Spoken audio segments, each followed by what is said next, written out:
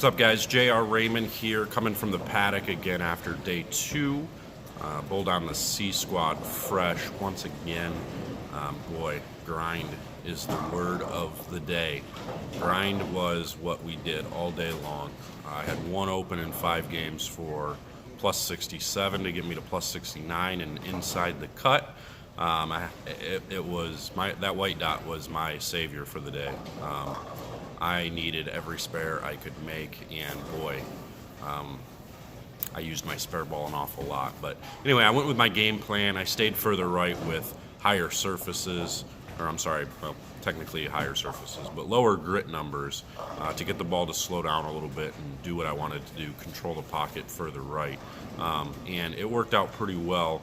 I was able to bowl 220 the first game, and then I went to the next pair and threw the first shot and bucketed, and got on the left lane, threw another good shot and big forward. So from there, I'm like, man, I remember how this was yesterday, and I struggled pair to pair playing out, so I'm just going to bail on it. So I moved left about 6 or 7, got to about 8, 9, 10 in the front, and threw it pretty straight with the same ball, big surface ball.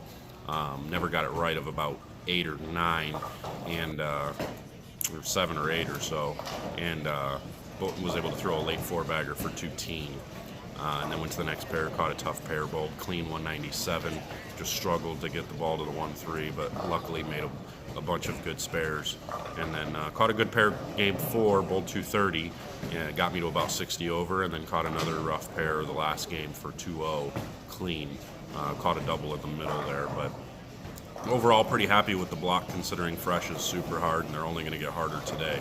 So we'll see how things go. But I got burned tonight in a couple hours at 12:30. We both burn, and we're going to put something together. Hopefully scores are a little bit higher, but we're going to try and make things different. But one thing I want to touch on before we do tonight's recap, the numbers we were putting together for the arsenal, building an arsenal, we were trying to, I had people say that a 192 is different than a 197.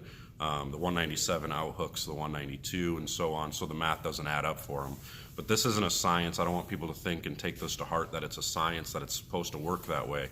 All it is it's meant to give you a gauge, to give you a number, to be able to put numbers to your bowling balls and to understand that this is what I have in front of me, and I may have a gap here, so I need to put this type of number there. If I've got a 192 and a 197 that react that much different, then I need a 194 in between. So it's all going to depend. It's case by case. It's going to depend on you.